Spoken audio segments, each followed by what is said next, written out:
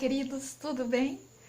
Trazendo para vocês hoje um vídeo bem interessante, uma mensagem de um amigo meu, psicólogo, Dr. Carlos. Dr. Carlos, muito obrigado por nos ceder esse vídeo aí com esclarecimentos tão importantes para nós nesses momentos tão difíceis ao qual nós estamos vivendo.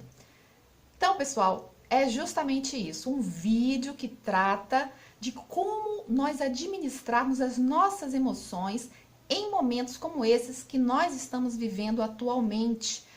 Momentos que realmente são angustiantes, que nos causam temor, que nos causam ansiedade. Como lidar com essas emoções? É justamente isso que nós vamos ter de conhecimento com esse vídeo. Tá certo? Eu espero que você goste, que seja útil para você. Então, olha, gostou, gente? Não esquece, curte, comenta, compartilha. Olá, como vai? Eu gostaria de tratar um pouco sobre o tema como lidar com as nossas emoções, especialmente em tempos de crise. 3 coisas que nós precisamos considerar para lidar com as nossas emoções. Vamos então para a primeira delas.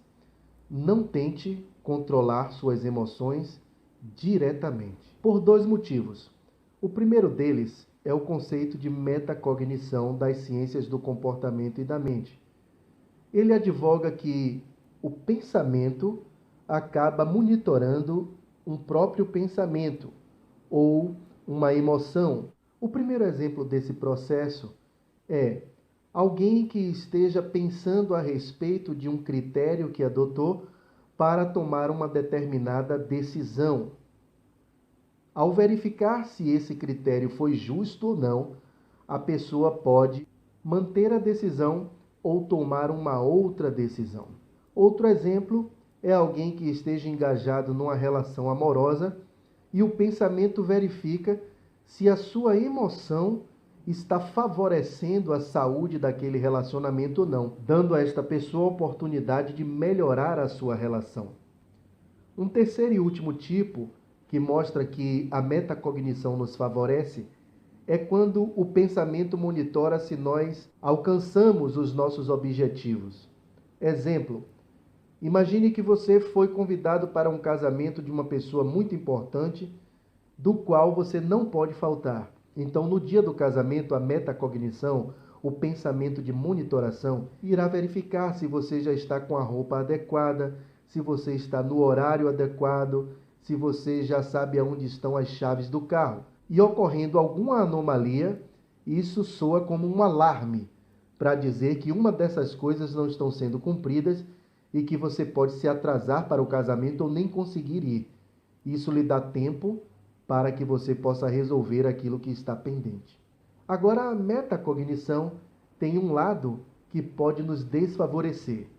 É quando o pensamento de monitoração vem verificar se nós esquecemos um pensamento ou uma emoção.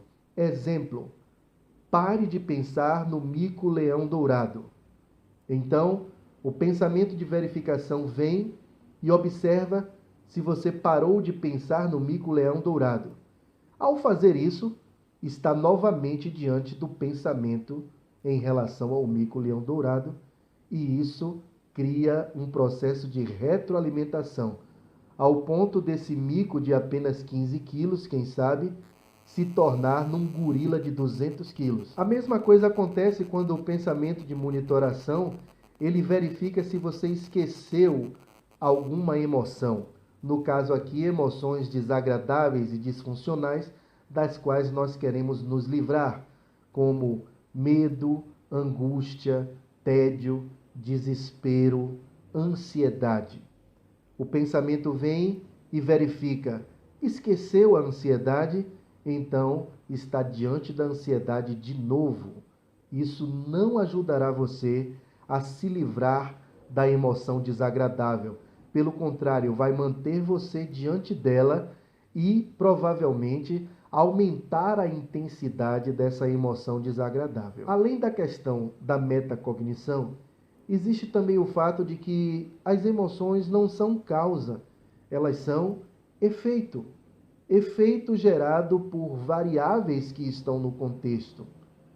Significa que se você tentar controlar as emoções diretamente, você estará atacando efeitos e não causa.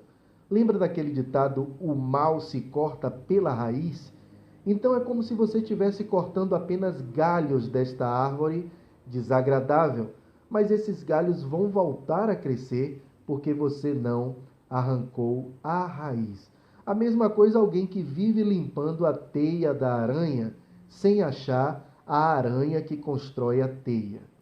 Então, é necessário ir para o segundo ponto: identificar as variáveis que estão no contexto controlando as emoções. Eu trago, por exemplo, aqui duas variáveis que eu acho que são as principais. Quem sabe existam outras, mas essas seriam as principais. A primeira variável é o próprio coronavírus.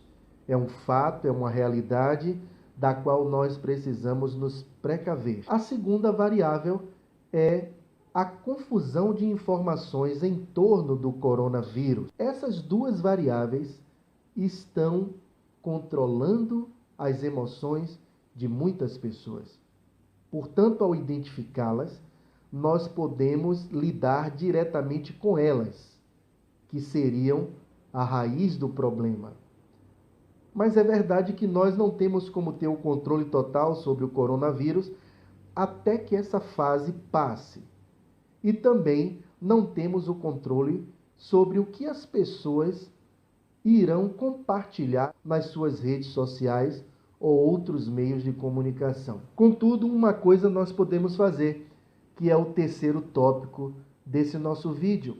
Nós podemos ajustar o nosso comportamento em relação a essas variáveis que estão controlando as nossas emoções. Exemplo, diante dessas variáveis, pessoas apresentam o comportamento de inflexibilidade adaptativa. O que isso significa? São pessoas que não sabem o que fazer num novo contexto. Muitas delas estão engessadas nas suas rotinas antes deste novo contexto. Então, uma pode tentar passar por essa fase fazendo o seguinte: se fixando no problema. Isso não é bom. Essa pessoa acorda pensando no problema, ela liga a TV selecionando programas que estejam comentando a respeito do coronavírus, ela conversa a maior parte do seu dia a respeito desse tema, ela entra na internet para pesquisar e para averiguar sobre o coronavírus. Ou seja, ela reduz o dia dela, ou a maior parte do dia dela, ao problema. Outras pessoas, diante da inflexibilidade adaptativa, podem ficar paralisadas ou perdidas sem saber o que fazer e entrar até em tédio. E um terceiro tipo de reação da inflexibilidade adaptativa é aquela pessoa que se torna negligente. Ela acha que o problema não é sério e por isso ela continua com a mesma rotina anterior, se expondo na rua, se expondo no trabalho, colocando a vida dela e das outras pessoas em risco, achando que é invulnerável. Esses três tipos de comportamento são disfuncionais. O que podemos fazer então? Nós podemos aprender a ter mais flexibilidade adaptativa diante dessas variáveis que estão controlando as nossas emoções. Aquela pessoa, por exemplo, que está fixada no problema, ela precisa preencher o dia dela com outros temas e com outras atividades. Aquela que está perdida ou paralisada também precisa aprender a lidar com a situação, sendo criativa e diversificando o seu dia. E a terceira pessoa que está sendo negligente e colocando sua vida e das outras pessoas em risco, também deve aprender a se adaptar ao novo contexto. Por exemplo, coloque aquela leitura que está atrasada em dia. Que tal? Seria muito proveitoso. Outro exemplo, faça aqueles consertos que a sua casa está precisando há tanto tempo e você não teve condições de fazer, como consertar o banheiro, a pia da cozinha. E uma terceira coisa que eu acho até a principal que nós podemos fazer é investir na saúde dos nossos relacionamentos. A vida que nós estávamos vivendo estava muito corrida e as pessoas estavam cada vez mais se distanciando umas das outras, até mesmo dentro da própria casa. Que tal aproveitar o momento para investir na relação com a sua esposa, com o seu esposo, com os seus filhos, com os seus pais? Seria de grande proveito isso. Então, modifiquem os comportamentos que precisam ser modificados diante dessas variáveis, para que assim as emoções não ganhem poder sobre nós a ponto de tornar esse momento mais difícil do que já é. Espero ter contribuído de alguma forma e torço pelo seu sucesso. E aí, pessoal, não é bastante interessante, bem conveniente para esse momento ao qual nós estamos vivendo? É justamente isso. A gente conversa com pessoas e a gente vê e escuta que as emoções estão à flor da pele. Muitas vezes, pessoas que estão perdidas sem saber como agir, porque pensa que isso vai durar para sempre, né? O que fazer? Nós temos sim que saber como administrar esse nosso tempo, como administrar os nossos pensamentos, as nossas emoções, para passarmos tranquilamente por essa situação que nos causa angústia, dor, desespero, ansiedade, que abalam as nossas emoções verdadeiramente. Eu espero que a mensagem tenha ficado clara para o seu coração e, como eu sempre gosto de lembrar, uma palavra que Jesus disse, né? No mundo tereis aflições, mas tem de bom ânimo, eu venci. Então é isso que a gente tem que lembrar. Nesses momentos, esses dias são de aflições, mas vamos ficar firmes no Senhor, vamos ter confiança de que Ele está no controle e de que a gente vai passar por isso, que a gente tem que ter fé e temos que ter ânimo, né? Não vai ser para sempre, pessoal. Então é isso, eu espero que tenha te ajudado como ajudou a mim essas palavras, essas ideias, essas recomendações, tá certo? Bom, quero agradecer aí ao Dr. Carlos, muito obrigada mais uma vez, tá? Foi muito útil essas suas palavras.